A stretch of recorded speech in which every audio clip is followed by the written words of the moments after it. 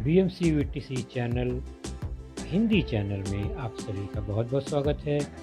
इस वीडियो को देखने के बाद आप लोगों के लिए इसके डिस्क्रिप्शन बॉक्स में कुछ आसान से प्रश्न दिए गए हैं जो कि इस वीडियो से संबंधित हैं, उन्हें हल करने का प्रयास ज़रूर कीजिए। और फिर वीडियो देखने के बाद उसमें एक छोटा-सा डिस्क्रिप्शन बॉक्स में छोटा-सा गूगल फॉर्म भी है, उसे ज़रूर भरें, अपने सुझाव, अपनी राय को उसमें ज़रूर भरें ताकि हम वीडियो को और इम्प्रूव कर सकें। और अंत में इस चैनल को अगर आपने सब्सक्राइब नहीं किया है तो ज़रूर सब्सक्राइब कीजिए ताकि आपको नए-नए आने वाले वीडियो की सूचना मिलती रहे। तो चलिए देखते हैं अपना वीडियो।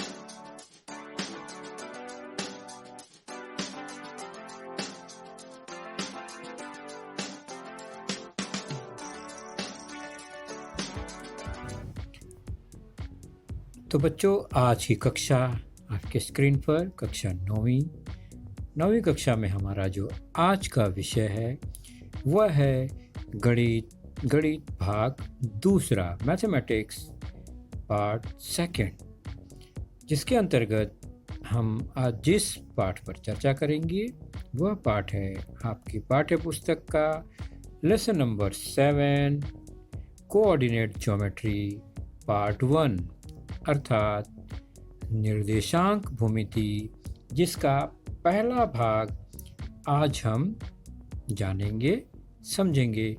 और मैं हूं आपका वर्चुअल मार्गदर्शक Ajay Kumar Maurya, MCGM virtual classroom Dadar से। तो सबसे पहले हम उस बात पर चर्चा करेंगे जो आपने पिछली कक्षाओं में देखा है। जैसा कि बच्चों हम लोग ने संख्या रेखा देखी है सामान्य तौर पर, उसमें क्या होता है, उसमें कोई एक बिंदु होता है जिसे मूल बिंदु कहा जाता है, जिसे 0 अंक द्वारा दर्शाते हैं, और उसके राइट साइड में समान दूरी पर धन संख्याएं बढ़ते क्रम में लिखी जाती हैं, धन पूर्णांक संख्याएं।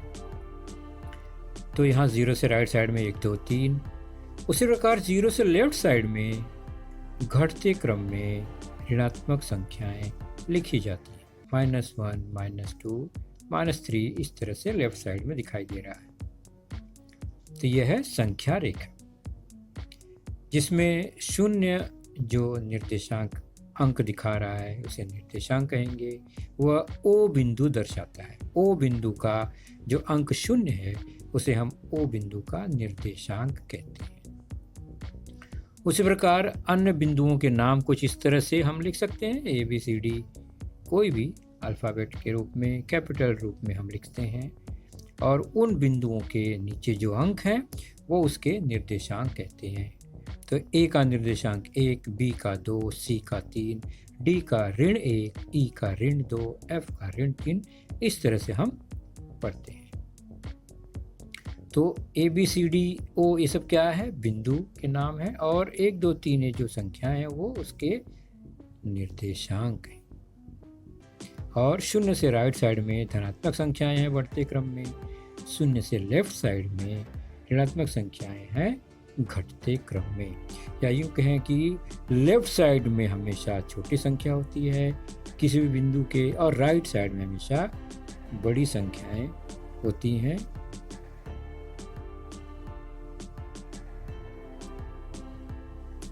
उसके बाद हमने आलेख देखा था, आलेख पेपर, आलेख कागज, ग्राफ पेपर आप जानते ही हैं। इसी आलेख कागज पर संख्या रेखा बनाते हैं जब, तो आलेख कागज 2 भागों में बढ़ जाता है, और एक संख्या रेखा बनाएंगे खड़े रूप में तो आलेख कागज 4 भागों में बढ़ जाएगा। तो इन्हीं का मिला जुला कर रूप का जो अध्ययन होता है जिस घटक में, वह है निर्देशांक भूमिति। यहाँ पर किसी प्रतल को 4 भागों में बांटते हैं संख्या रेखा द्वारा। एक आड़ी संख्या रेखा जो आपने देखी, एक खड़ी संख्या रेखा जो यहाँ पर बनाई गई है, और दोनों संख्या रेखा जहाँ मिलती है वह मूल बिंदु होता है। उसके राइट साइड में जो आड़ी संख्या रेखा है, उसके राइट साइड में मूल बिंदु के समान दूरी पर संख्याएं 1, 2, 3, 4 इस क्रम में लिखी जाती हैं।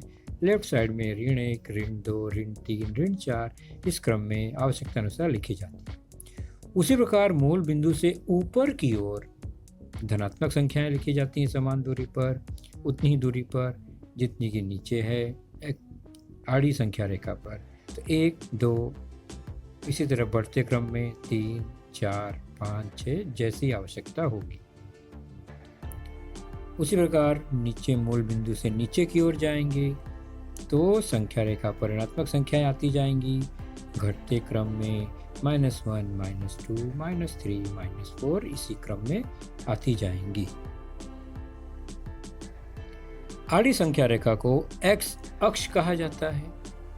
धनात्मक दिशा की ओर x और ऋणात्मक दिशा की ओर x डैश लिख के उसको दर्शाते हैं। सम्मिलित रूप में इसे x अक्ष ही कहा जाता है। चाहे धनात्मक ओर हो चाहे ऋणात्मक ओर हो, दोनों मिलाकर x अक्ष ही होता है। लेकिन अगर हमने x और x डैश दिखाया है तो x डैश जो है ऋणात्मक की ओर और x जो है वो धनात्मक दिशा की ओर दर्शाता है सामान्य तौर पर। तो ये x अक्ष हुआ, x एक्सिस। उसी प्रकार जो खड़ी संख्या रेखा है उसका धनात्मक दिशा y और ऋणात्मक दिशा y डैश दर्शाते हैं। सम्मिलित रूप में यह y अक्ष ही होता है। तो y अक्ष, y एक्सिस, ये दोनों अक्ष जहाँ पर मिलते हैं वह O बिंदु 0 निर्देशांक होता है, जिसे आरंभ बिंदु, मूल बिंदु कहा जाता है। तो इस तरह से यह एक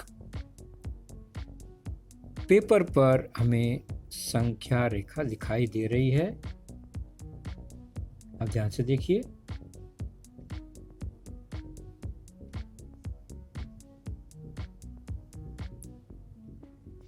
अब 4 भागों में ये बढ़ गया, आप देख रहे हैं ना,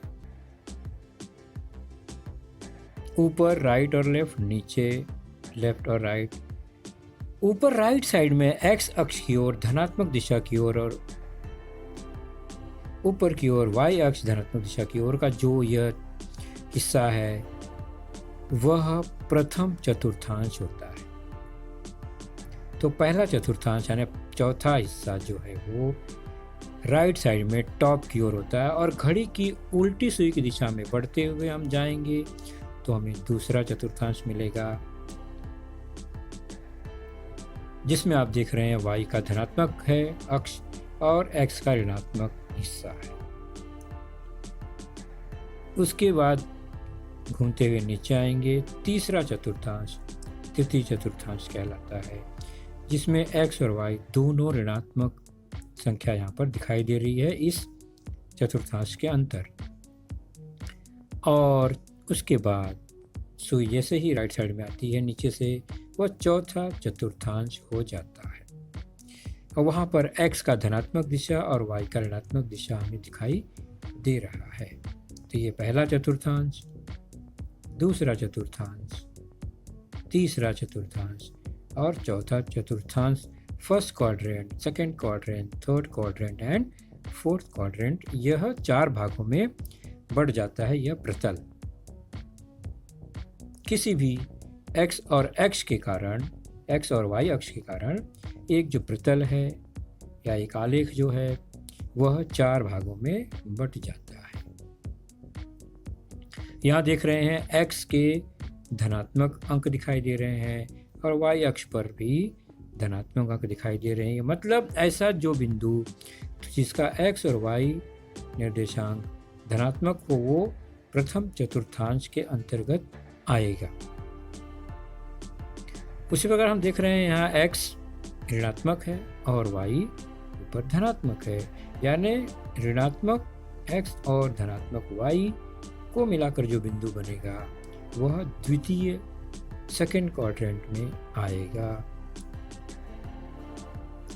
और तीसरे में दोनों ऋणात्मक है, तो माइनस और माइनस ऋण निर्देशांक x के ऋण निर्देशांक y के, दोनों निर्देशांक ऋणात्मक हो तो वह तीसरे चतुर्थांश में वे सारे बिंदु होंगे।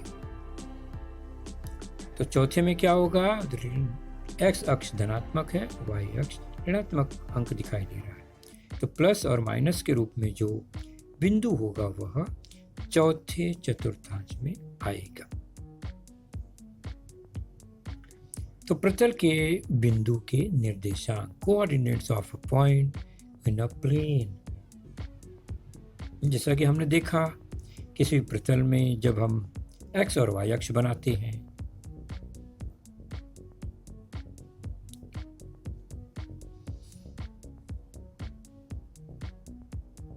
उसका मूल बिंदु O, आरंभ बिंदु, उसको 0 से दर्शाते हैं और समान दूरी पर किस तरह से निर्देशांक बनाते हैं ये आपने जाना। x के धनात्मक की ओर समान दूरी पर 1 2 3 4 5 इस तरह से अंक, और लेफ्ट साइड में -1 -2 -3 इसी क्रम में आगे लिखते हैं।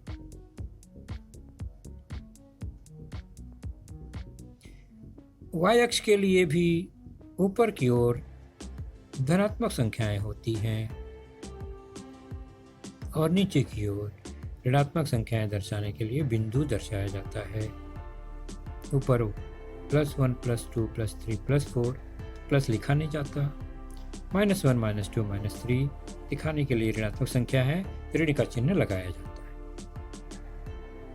अब एक बिंदु आप देख रहे हैं इसी प्रतल में, उसका निर्देशांक कैसे निर्धारित करते हैं? तो वह बिंदु x अक्ष से कौन सा निर्देशांक दर्शाता है या x अक्ष से कितनी दूरी पर है और y अक्ष से कितनी दूरी पर है, उस दूरी को, उस संख्या को साथ में लिखते हैं। जैसे कि मान लो ये बिंदु P है, तो यह x अक्ष से कितना दूर है? तो दो निर्देशांक, x अक्ष पर कौन सा निर्देशांक दर्शा रहा है? P, जो कि x अक्ष पर लंब खींचा गया रेखाखंड है, तो वह x अक्ष पर 2 दर्शा रहा है, जो कि y अक्ष से दूरी दर्शाता है। y से दूरी राइट साइड में 2 है। y से जितनी दूरी है वो x निर्देशांक होता है, x अक्ष से जितनी दूरी है वो y निर्देशांक होता है। या यूं कहें, x अक्ष पर जो संख्या दर्शाती है वो x निर्देशांक होता है और y अक्ष पर जो संख्या दर्शाई जाती है वो y निर्देशांक होता है। तो यहाँ P जो है वो x अक्ष वो 2 अंक दर्शाता है, इसलिए हम यहाँ पर क्या करेंगे? P का x निर्देशांक 2 है ऐसा कहेंगे। P का x निर्देशांक 2 है। अब हम देखते हैं y अक्ष पर कौन सा अंक दर्शाता है P से जो लंब दूरी है y अक्ष से, तो वह 3 दर्शाता है। तो y अक्ष पर 3 है, इसलिए P का y निर्देशांक यहाँ पर 3 है। P का y निर्देशांक 3 है, इसका मतलब P से जो x अक्ष है वो 3 इकाई दूरी पर है। तो उस हिसाब से P का x और y निर्देशांक हमें मिल गया, तो P का निर्देशांक क्या होगा? तो P का एक सिंगल निर्देशांक लिखेंगे 2 बिंदु के रूप में, जिसे कार्टेशियन निर्देशांक कहते हैं, जोड़ी को, जिसमें x को पहले और y को बाद में लिखा जाता है। तो x निर्देशांक 2, y निर्देशांक 3 है और उनको एक कॉमा द्वारा अलग कर दिया जाता है। तो P का निर्देशांक हुआ 2, 3।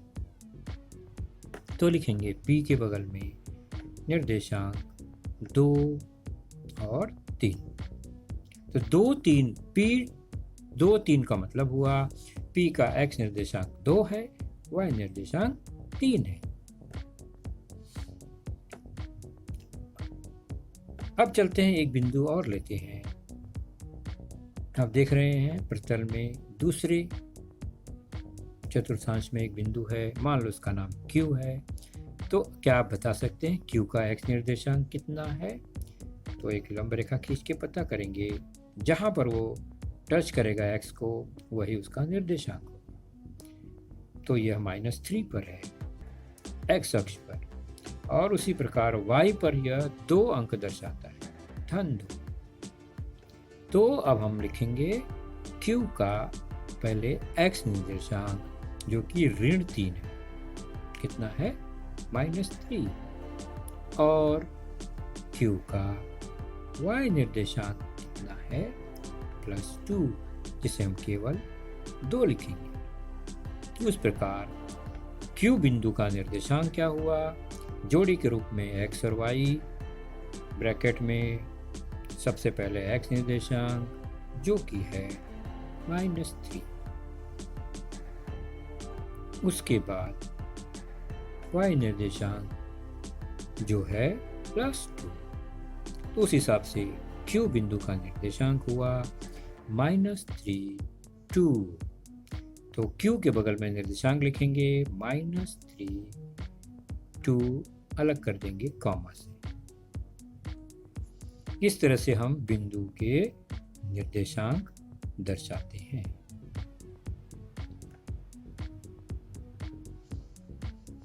चलिए अब हम स्पेशल बिंदुओं की ओर रुख करें अपना।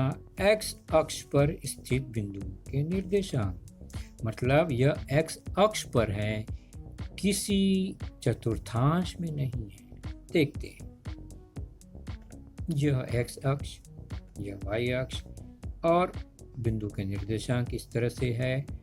तो बार बार मैं नहीं लिखूंगा, सीधे सीधे हम यह x और y अक्ष बना देते हैं बिंदु सहित। इस तरह से उसकी रचना होती है। अब x अक्ष पर अगर कोई बिंदु है, मान लो M बिंदु जो है वो x अक्ष पर है, जो कि 4 निर्देशांक दिखा रहा है। चूंकि यह बिंदु है और इसका निर्देशांक तो 2 अंकों में होना चाहिए। 2 अंक मतलब x और y निर्देशांक की जोड़ी के रूप में होना चाहिए। 2 अंक मतलब जोड़ी के रूप में। तो यहाँ पर m का x निर्देशांक कितना है? 4, जो कि दिखाई दे रहा है। अब मुझे बताइए y निर्देशांक कहाँ है? तो ये y अक्ष का यहाँ 0 दर्शाता है। तो इसका मतलब x अक्ष पर अगर बिंदु है तो उसका y निर्देशांक जो है वो 0 होगा। तो x अक्ष का बिंदु x अक्ष से 0 दूरी पर ही है ना। तो बिंदु M का निर्देशांक लिखना हो जोड़ी के रूप में तो कैसे लिखेंगे? सबसे पहले x निर्देशांक मतलब 4, और फिर y निर्देशांक 0, 4, 0। तो 0 दिखने के कारण हमें यह पता चलेगा, जोड़ी में से अगर एक भी निर्देशांक 0 है तो यह निश्चित है कि यह बिंदु किसी चतुर्थांश में न होकर किसी अक्ष पर है। अब अगर उसका y निर्देशांक 0 है तो वो x अक्ष पर होगा, उसका x निर्देशांक 0 है तो वह y अक्ष पर होगा, ये ध्यान रखेंगे। तो M 4, 0 M बिंदु का निर्देशांक हुआ। N बिंदु को देखते हैं जो कि x अक्ष पर ऋणात्मक दिशा की ओर है, मूल बिंदु से लेफ्ट साइड में -3 दिखा रहा है। मतलब N का x निर्देशांक ऋण 3 है। जब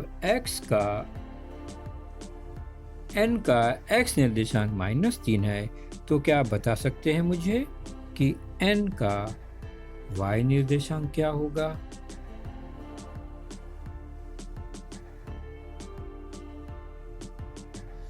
N का y निर्देशांक यह 0 होगा। तो N बिंदु का निर्देशांक क्या होगा?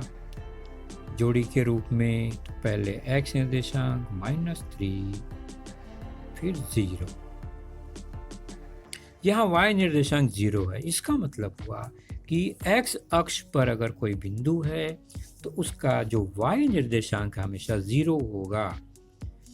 x निर्देशांक अगर धनात्मक संख्या है तो वह x अक्ष की धनात्मक की दिशा की ओर बिंदु कहीं ना कहीं होगा, मूल बिंदु से राइट में। और अगर उसका x निर्देशांक ऋणात्मक है तो वह मूल बिंदु से लेफ्ट साइड में कहीं ना कहीं होगा। तो इस तरह से हमने देखा कि x अक्ष पर स्थित प्रत्येक बिंदु, कोई भी बिंदु ले लेंगे, उसका y निर्देशांक कॉमन आएगा, वो 0 होगा। अब y अक्ष पर स्थित बिंदुओं के निर्देशांक देखते हैं। तो इस तरह से यह हम बना लेते हैं अक्ष और उस पर निर्देशांक लगा लेते हैं। अब एक बिंदु S जो कि y अक्ष पर है, y अक्ष पर है तो यह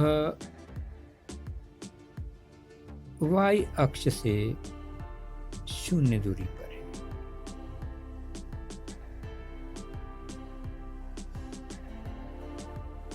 तो x निर्देशांक उसका 0 हुआ, जबकि y अक्ष पर निर्देशांक 3 तो दिखाई दे रहा है, इसलिए S का y निर्देशांक 3 हुआ।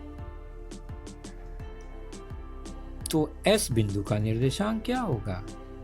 जोड़ी के रूप में पहले x निर्देशांक फिर y निर्देशांक अर्थात 0, 3, यह S का निर्देशांक हुआ। एक और उदाहरण लेते हैं। S को हमने लिख दिया निर्देशांक 0, 3। एक बिंदु T लेते हैं जो कि उसका x निर्देशांक 0 ही हुआ, जबकि y निर्देशांक दिखाई दे रहा है वह 4 है। तो x निर्देशांक 0 और y निर्देशांक 4, -4 है। 4 दूरी पर है, ऋणात्मक दिशा की ओर है, तो वह ऋण 4 है, -4 हुआ। तो t का y निर्देशांक -4। अब इस t बिंदु का निर्देशांक क्या होगा? जोड़ी के रूप में पहले x निर्देशांक जो कि 0, y निर्देशांक -4, तो यह हो गया 0, -4। तो t के बगल में हम इसका निर्देशांक लिखेंगे 0, -4। तो हम देख रहे हैं y निर्देशांक पर जो बिंदु है उसका y अक्ष पर जो बिंदु है उसका x निर्देशांक 0 है, ये देख रहे हैं। तो हमें निष्कर्ष मिला, अगर कोई बिंदु y अक्ष पर है तो उसका जो निर्देशांक होगा उसमें से x निर्देशांक हमेशा 0 होगा। तो 0 अगर है x निर्देशांक तो 100% वह बिंदु y अक्ष पर है।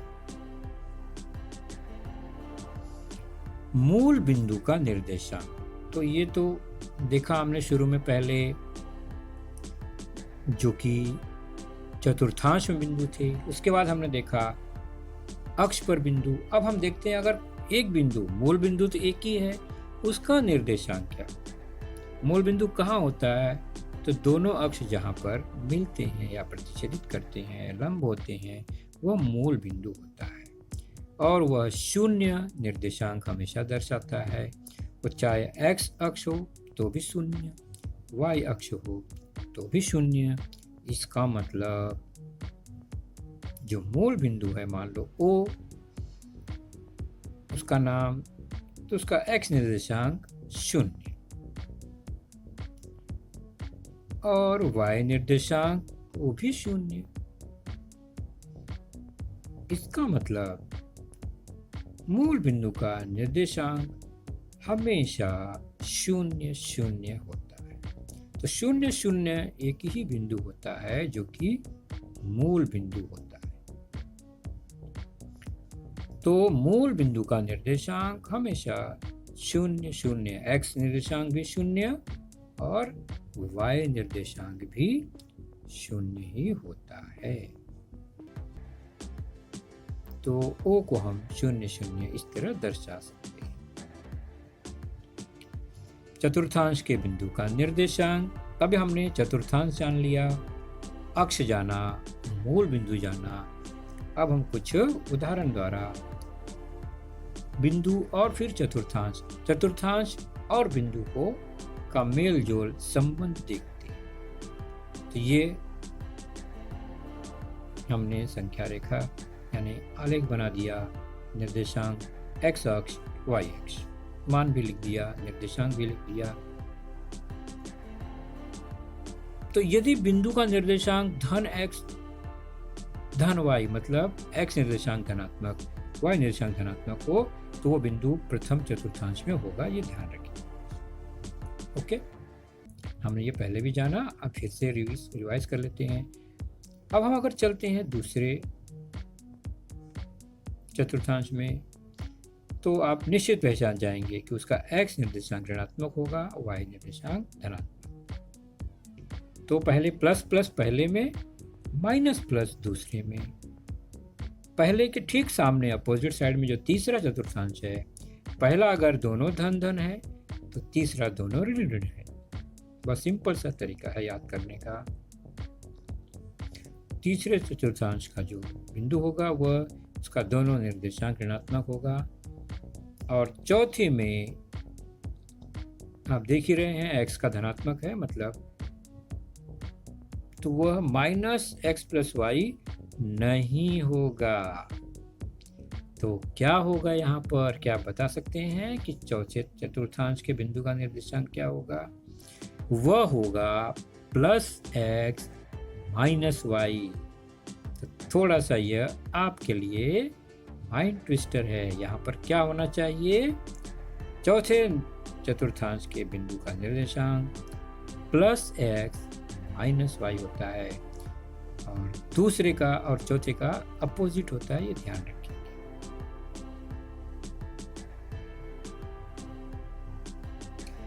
चलिए प्रश्न संग्रह 7.1 पेज 93 पर हम एक उदाहरण देखते हैं। नीचे दिए गए बिंदु उनके निर्देशांकों के आधार पर किस चतुर्थांश में या अक्ष पर हैं लिखिए। तो केवल बिंदु के निर्देशांक देखना है और पहचानना है वो कहां पर स्थित होंगे। ए -3 2,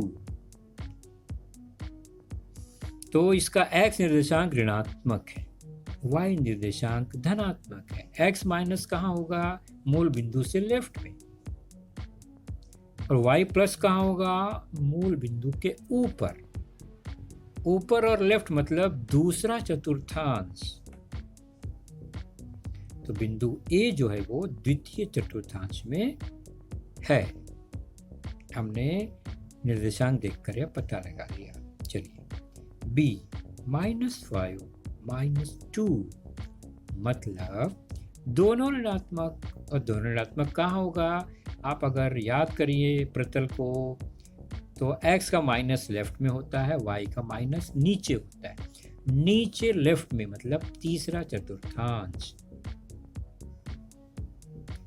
तो b -5 -2 का x निर्देशांक भी ऋण है, y निर्देशांक भी ऋण है, तो यह तीसरे चतुर्थांश का बिंदु है। F 15 -18 धन और ऋण। धन है मतलब x राइट साइड में, ऋण है y मतलब नीचे साइड में, यानी राइट में नीचे की ओर चौथा चतुर्थांश होगा। x धनात्मक y ऋणात्मक, यह हो गया बिंदु F चतुर्थ चतुर्थांश में है। अब ये बताइए h 0 -5, इसका x निर्देशांक 0 है और y निर्देशांक -5 है। तो y निर्देशांक है, इसका मतलब यह y अक्ष का बिंदु है।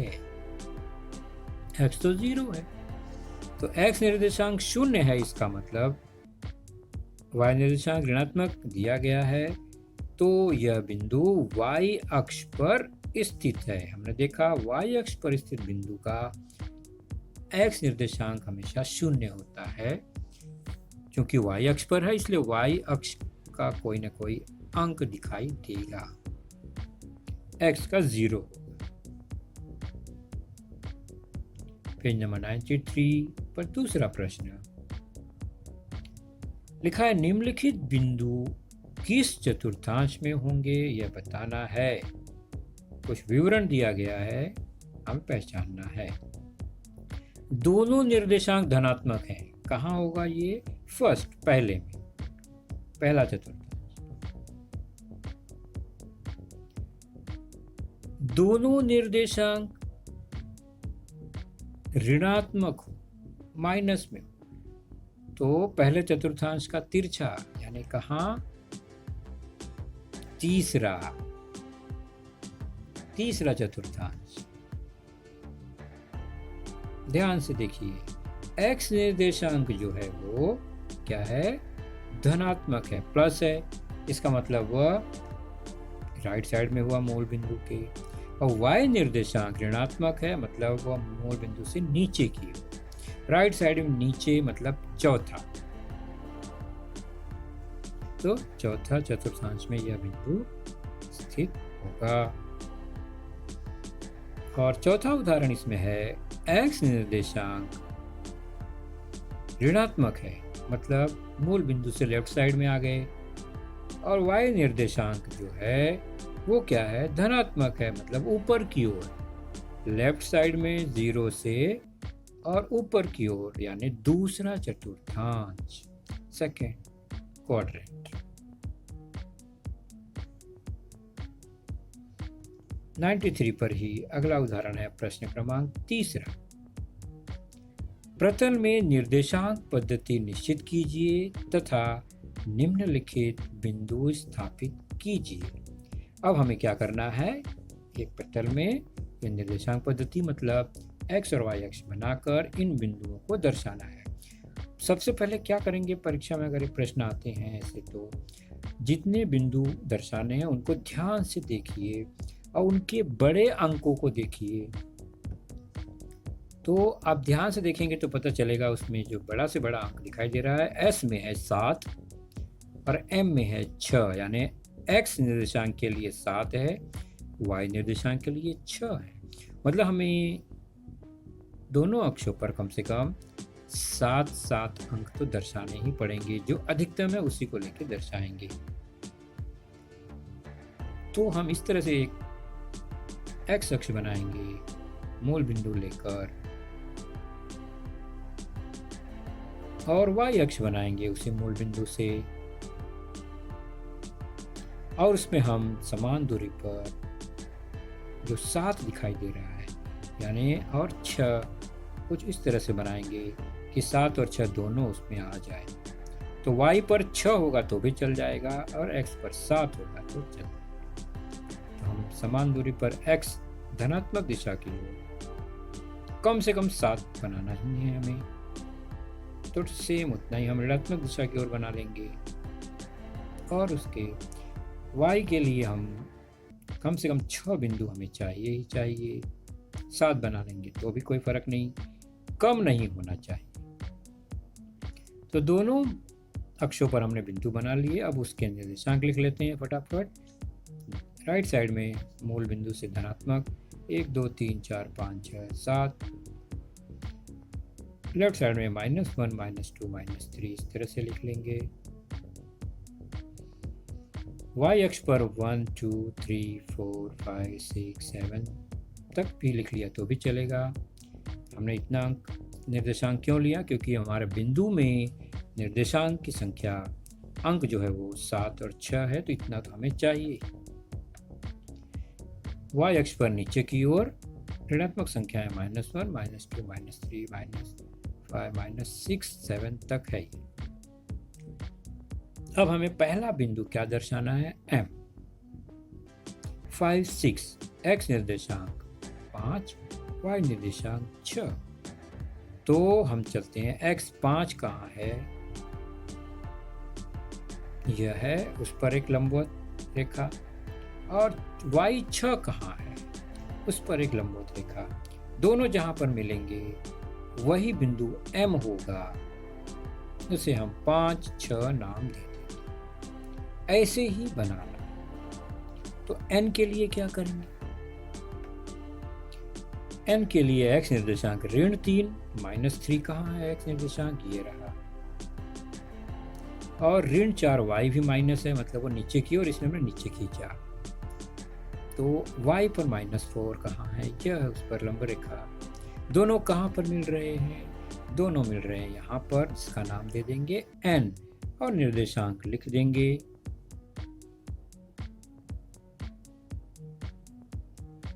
-3 -4। इसी तरह P2 -3, 2 मतलब धनात्मक x अक्ष, -3 ऋणात्मक y का अक्ष, मतलब नीचे की ओर। तो 2 पर हम देखेंगे इस तरह से x अक्ष पर 2 और y पर -3, जहां मिलेंगे वह बिंदु P होगा। P2 -3। अगला है 7 0 S है, तो x पर 7 और y निर्देशांक 0 है, मतलब वह x अक्ष पर ही स्थित है। तो उसी बिंदु का नाम S होगा, S 7 0। आखिर में T 0 -5, मतलब x तो 0 है, y पर -5 यानी नीचे की ओर, और वह y अक्ष पर ही होगा। इसका नाम t दे देंगे, 0 -5। इस तरह से हमने प्रतल में निर्देशांक पद्धति द्वारा बिंदुओं को स्थापित किया। प्रकीर्णक का संग्रह 7 में चलते हैं सीधे पेज नंबर 98 पर। जो हमने अभी सीखा घटक, उस पर ही आधारित जो प्रश्न है उसको ले लेते हैं। सारे प्रश्न नहीं लेंगे हम। पहला है वैकल्पिक प्रश्नों के उत्तर, इसमें से सही विकल्प चुनना है। ऑब्जेक्टिव टाइप से 4 आंसर दिए गए हैं, उसमें से एक चुनना है। पहला प्रश्न, x अक्ष पर स्थित बिंदु निम्नलिखित में से किस स्वरूप का होता है? याद कीजिए, x अक्ष पर होगा तो y निर्देशांक 0 होगा, मतलब x 0 या a 0 यानी y वाला 0। तो A, B, C, D 4 उत्तर में से हम चारों निर्देशांक को ध्यान से देखें तो y निर्देशांक 0 होना चाहिए, इसमें नहीं है, इसमें भी नहीं है, यहाँ पर है y 0, a 0। तो इस तरह का, इस टाइप का ये उत्तर होगा, जो कि C ऑप्शन सही है हमारा। तो उत्तर में हम C ऑप्शन लिखेंगे, उत्तर नहीं लिखेंगे। C जो ऑप्शन है वो सही है, तो C को लिखेंगे। चौथा प्रश्न है इसमें का, बिंदु -4 -3 किस चतुर्थांश में होगा? दोनों ऋणात्मक है, याद कीजिए। तो दोनों ऋणात्मक कहाँ होंगे? मूल बिंदु से नीचे, मूल बिंदु से लेफ्ट, यानी तीसरे में। तो प्रथम, द्वितीय, तृतीय, चतुर्थ में से कौन सा उत्तर सही होगा? तो प्रथम नहीं, द्वितीय नहीं, तृतीय उत्तर हमारा सही होगा, जो कि C ऑप्शन है। तो C आ जाए। और इसमें छठा प्रश्न है, P -1 1 Q 3 -4 R 1 -1 S -2 -3 T -4 4 में से चतुर्थांश के बिंदु कौन से हैं? चौथा चतुर्थांश मतलब मूल बिंदु से राइट, मूल बिंदु से नीचे, जो कि राइट मतलब +x होना चाहिए और -y। x निर्देशांक धनात्मक, y निर्देशांक ऋणात्मक, यानी प्लस और माइनस के रूप में। तो प्लस और माइनस के रूप में कौन कौन सा ऑप्शन सही होगा देखते हैं। तो सबसे पहले P बिंदु है वो -+ है, तो ये नहीं होगा, हमें प्लस और माइनस चाहिए, तो Q उत्तर सही है। Q बिंदु चतुर्थ में होगा। और कोई बिंदु है क्या ऐसा? तो ध्यान से देखें तो R भी वैसा ही है, प्लस और माइनस, तो चतुर्थ में होगा। इसके अलावा बाकी S और T नहीं है। तो Q और R सही बिंदु है जो चतुर्थांश में होगा, चौथे। तो उत्तर के रूप में Q और R वाला उत्तर कौन सा है? तो P तथा T A नहीं है, Q तथा R यह दूसरा ऑप्शन जो है वो सही है, जो कि B रूप में है। तो आंसर में B लिखेंगे।